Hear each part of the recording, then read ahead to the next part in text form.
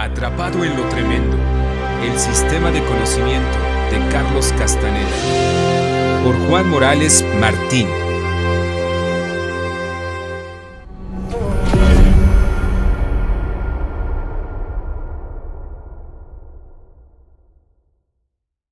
Hoy te presento el capítulo número 17, En busca de Carlos Castaneda perdido. De vuelta al centro de Amatlán, nos reunimos con Mariby y Perla. Las charlas arrojaban sobre nosotros extraños datos que nos sorprendían respecto a la imagen que teníamos del entorno de Castaneda y de Castaneda mismo. Las cosas, las urdimbres, los orígenes, la historia acerca del mundo de la brujería de Castaneda, así como los rumores respecto a quiénes eran los que lo contactaban, nos llenaban de contradicciones, pues lo teníamos idealizado casi todos por la lectura, ya hubiera sido tardía o temprana de sus libros. Se hablaba de Doña Soledad, la bruja, de quien se decía que vivía cerca de la casa de Jacobo Grinberg, al lado de la cual nos paseó una vez Mariby. Se hablaba de Fausto, contacto preferido de Castaneda en México, y que tenía un puesto de mando en uno de los grupos editoriales más poderosos del país. En esta editorial se publicaban los libros de Castaneda y Carol Tix, la Nahuala. Le llamaban cariñosamente sobrino. En una de las veladas en casa de Mariby, Cristina, su gran amiga, que entonces detestaba el castanedismo, me cedió el libro Rendez-vous sorcier avec Carlos Castaneda, de Veronique Skawinska, libro editado en 1989 en París, por Edition Denot. Mariby tuvo la deferencia de fotocopiármelo y venía a dar una semblanza de la estrambótica manera en que se accedía en aquellos tiempos a Castaneda, a través de indicaciones, casualidades y señales, guiadas por la intuición, sistema que normalmente utiliza todo humano que empieza a comprobar que el mundo es mágico, que lo que está arriba está abajo, que todo es proyección mental y relación holográfica de todo, y sobre todas las cosas, sistema que es fomentado por Castaneda y su entorno, hasta niveles bien depurados.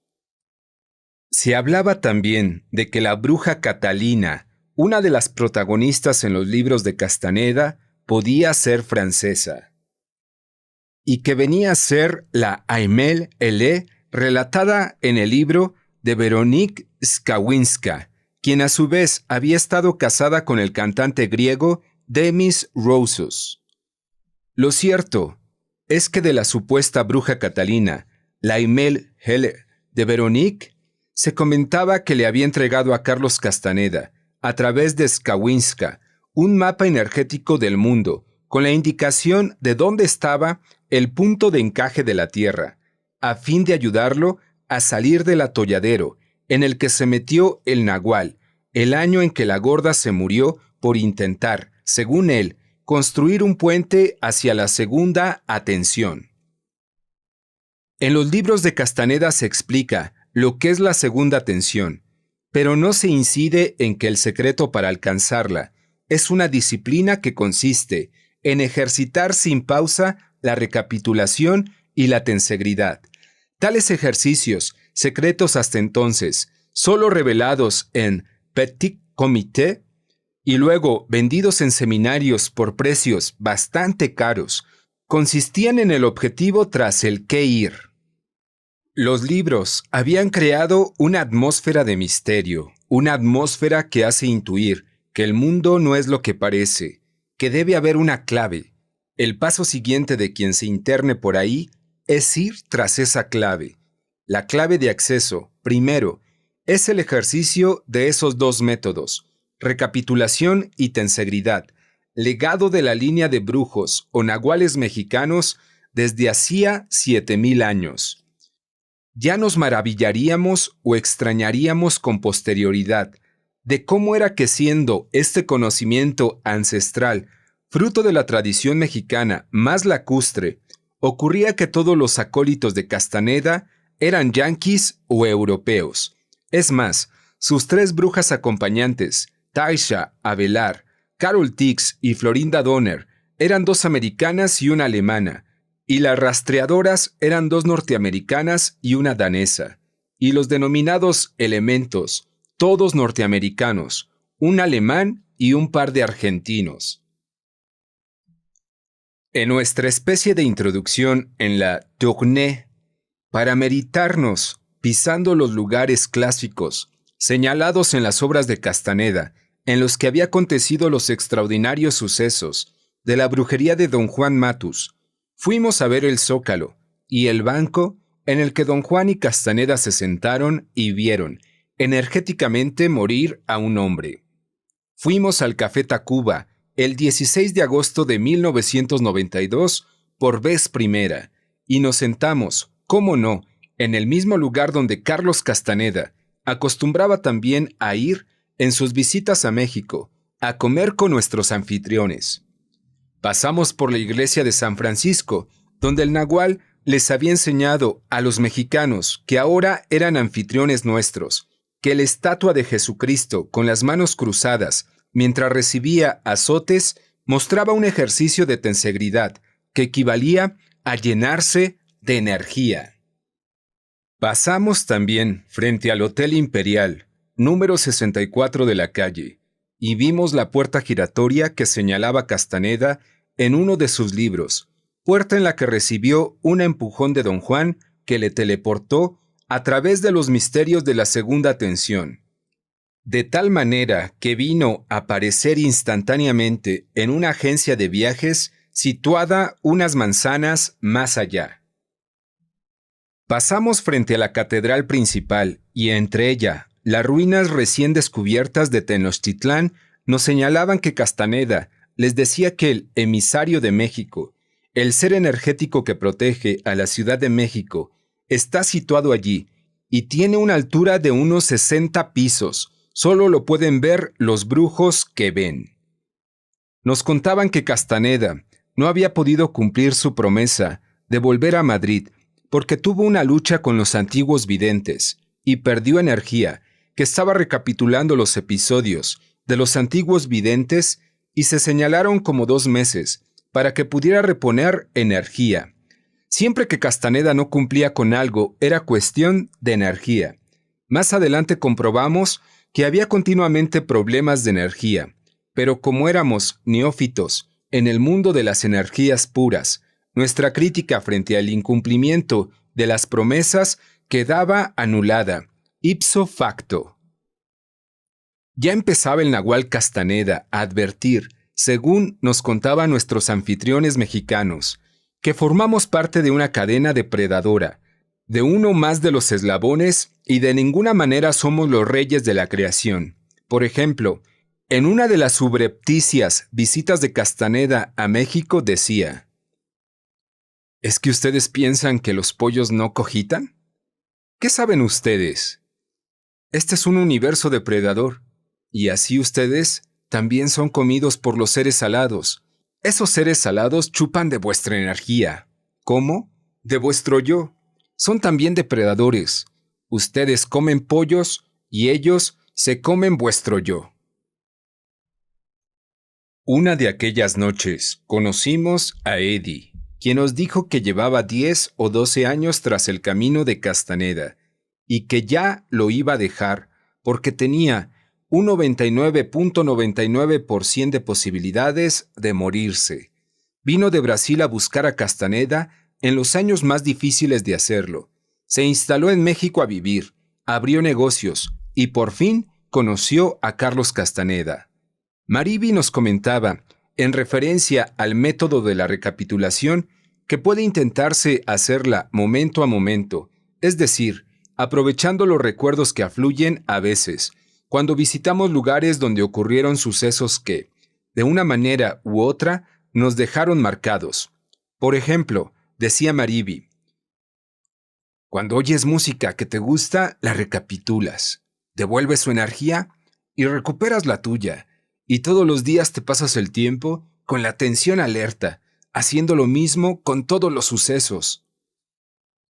Ya nos contaba Perla, por su parte, la advertencia de Castaneda de que había que estudiar y estar informado, y que a eso se debía la desaparición de los genaros, o sea, de los brujos con los que Castaneda había iniciado su camino, puesto que los genaros eran muy lacustres y no estaban por la labor de estudiar y ejercitar la disciplina de esa manera. Carlos Ortiz me había dicho, no recuerdo bien la ocasión, de una afirmación de Castaneda en la que observaba que estaba bien en los tiempos que corren estar informado, y que por eso era bueno leer periódicos. Con posterioridad y en otro contexto, ya le oiría al Nahual Castaneda justamente lo contrario. Empezamos a comprobar que la información acerca de las cosas que decía Castaneda no era la previsible cuando Maribi nos dijo que Fausto le había dicho que el Nahual Castaneda les había dicho que Carol Tix y él estaban haciendo el amor. Se cayeron de la cama, rompieron el suelo con el golpe y fueron a tener al piso de abajo. Nos extrañaba esta información unida al hecho real de que a todos nosotros, al menos a los 10 y 6 de Madrid, nos había dejado claro que de hacer el amor nada de nada, que había que guardar la energía sexual para otros objetivos distintos a los del placer o la reproducción. Los objetivos de los brujos. Matías era uno de los seguidores de Castaneda en México y nos comentaba por su parte que el Nahual había dicho en California que la Tierra es un organismo vivo que menstrua cada 100 años. También nos aclaró que el Nahual manifestaba que era conveniente procurar ensoñar manteniéndose el máximo tiempo al hilo del sueño, horas si fuese preciso. Efectivamente, Matías tocaba un sitar que había traído de una de las estancias en India, y además de propinar larguísimos conciertos de 1 hora o 2 en la casa de Amatlán, donde estábamos hospedados todos en aquel verano. Lo veíamos intentar, medio dormido y medio despierto, entrar en el ensueño, practicando ese ejercicio de una manera compulsiva. Maribi era una de las principales contactos de Castaneda en México, independientemente de los que tuviera el Nahual con los brujos que nunca supimos quiénes eran, y ni siquiera supimos si, en realidad, existían. Maribi, suponíamos la profesora de preescolar y yo, era una persona muy querida y respetada en el ambiente de la búsqueda de saberes mentales o espirituales. De hecho, estuvo durante años encargada de la realización de seminarios sobre el cuarto camino de Gurdjieff en México. Una de las frases más cotizadas por Maribi aquel verano era: la intención crea el método. Y la había dicho Carlos Castaneda. Había, entre todos los habitantes o visitantes del centro Amatlán, una Georgina, que fue en su juventud una mujer de gran belleza, pero que, al ser violada por un brujo del Sindicato del Petróleo, quedó preparada para ser irresistiblemente seductora. Georgina escapó del encanto gracias al mezcal, a una serie de ingestiones de mezcal adquirido en el mercado de Sonora. El brujo violador murió de un accidente, y sus adláteres entendieron que, de alguna manera, Georgina había sido la causante, y a partir de entonces la respetaron, y no la molestaron más. Estuvimos la profesora de preescolar y yo en su casa. Por entonces vivía con Perla, contemplando sus obras de arte, pues era pintora, y nos enseñó un cuadro con un arbusto de hierba del diablo que había sido elogiado, según nos decía, por el propio Carlos Castaneda cierta vez que estuvo en su casa. En otra ocasión visitamos el Museo de Tenochtitlán con Maribi. La referencia era siempre la de lo que había dicho o no Carlos Castaneda en cada momento. Efectivamente nos explicó a la hora de encontrarnos con varios chacmoles, estatuas de piedra en posición de semirrecostados, con la barriga como espacio para las ofrendas, que había soñadores del norte y del sur, y que su estómago era apretado por el desafiante de la muerte a fin de darle el peso justo para enviarlos a correctas zonas de la segunda tensión. Ese era el secreto que subyacía en el que eran los chacmoles. Más sorprendidos nos dejó lo que nos comunicó Georgina, que Nuri, la hija de Castaneda, nació, y don Juan Matus se la quitó a sus padres. Después les invitó al tiempo a comer. Les dio una ventada de carne, y tras haberse despachado los filetes, les hizo creer que se habían comido a su propia hija. Don Juan la puso a vivir, entre tanto, con 2 mujeres en la frontera mexicana. A los 7 años le dijo a Castaneda que su hija estaba consumiendo drogas con los originales San Francisco Grateful Dead, músicos que aún hoy día son bastante famosos en el mundo del rock. Después de que Nuri apareció, traída por don Juan a los 7 años, volvió a desaparecer en la tercera tensión, con su madre la nahuala Carol Tix. No es exacto, o realmente no se sabe, cuál es el concepto concreto de tercera tensión, cuando que todavía no se tiene claro qué es la segunda, pero allí quedó la cosa. Don Juan Matus les había dicho que aquella chavita no era hija de ellos, sino un ser creado para dar energía al grupo. En ese verano en el que estábamos nosotros en México, se decía que ella estudiaba historia en Argentina, donde estaba ya preparando su doctorado. Georgina alternaba sus informaciones y pasaba, luego, a explicarnos que Tonal viene de Tonal Chichi, la diosa de la tierra, de lo material, y Nahual es el número 4 en idioma náhuatl. El origen misterioso de Nahual y Tonal parecía entonces hacerse demasiado folclórico.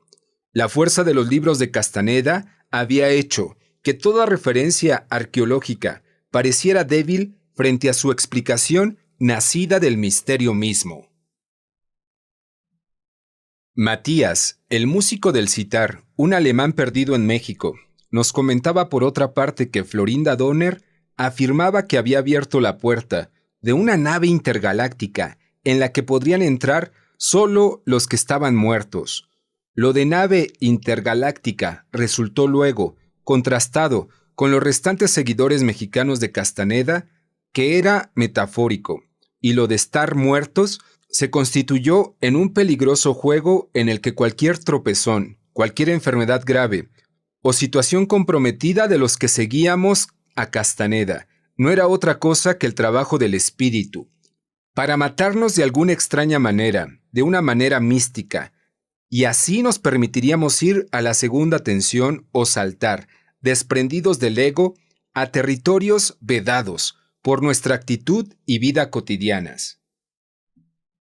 También oímos que a Carlos Castaneda, buscado por la mafia de Miami por orden de Julio Iglesias, y estando ante él, le confesó el cantante que él hacía mal el amor, pero por lo menos lo hacía todos los días. Esta noticia nos la comunicó Maleni, pero luego pudimos oírla varias veces de la propia boca del Nahual Castaneda.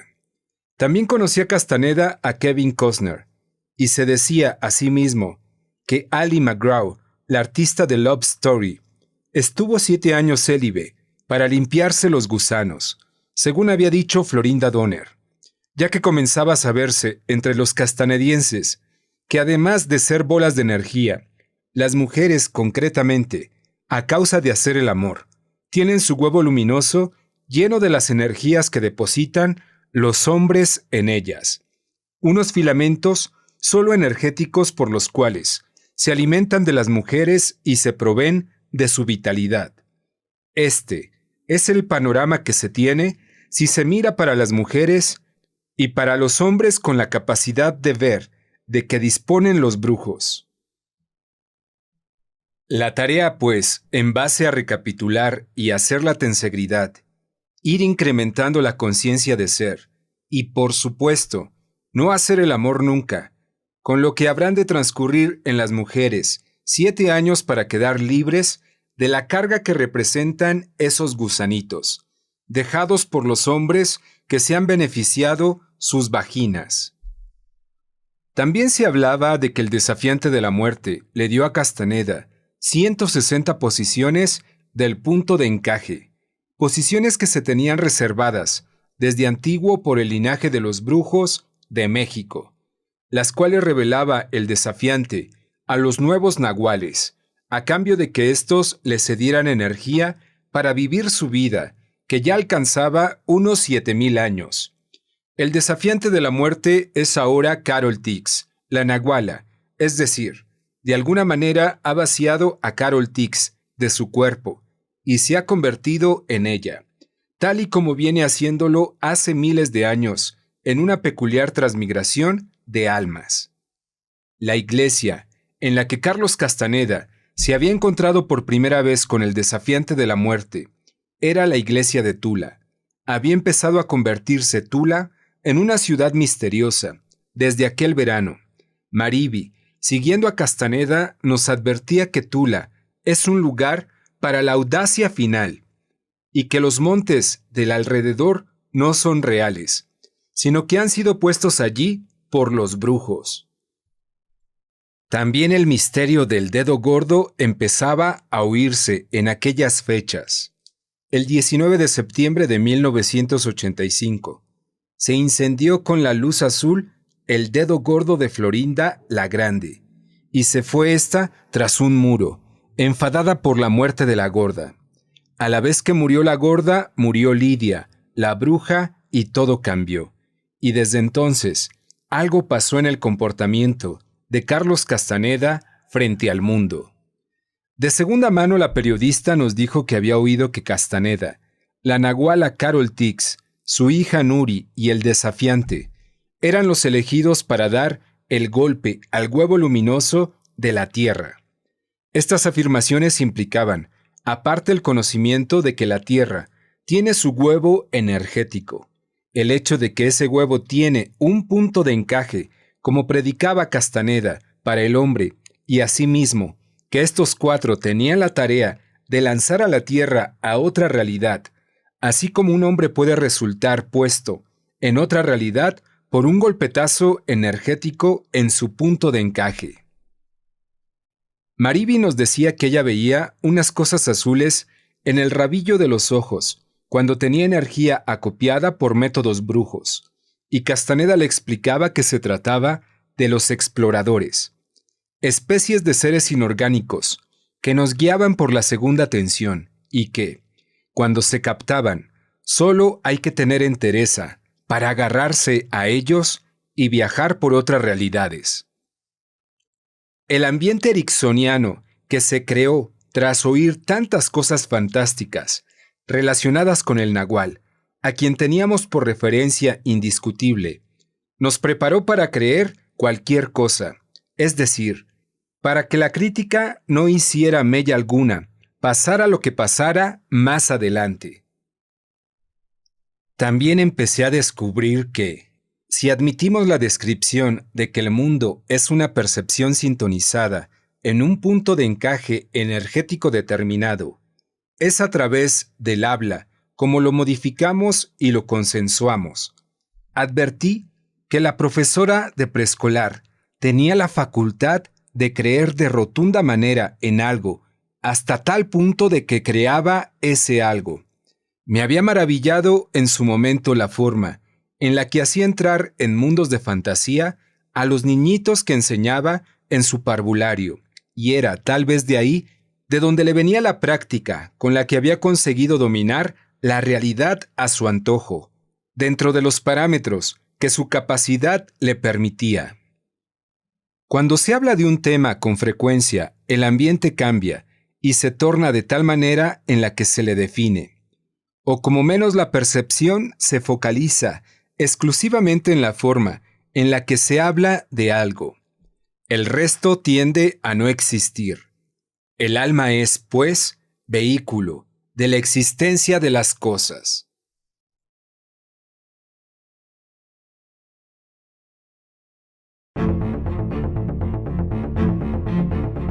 Muchas gracias por tu visita. No te pierdas el próximo capítulo. Toniná la Negra y las predicciones de Yadeum.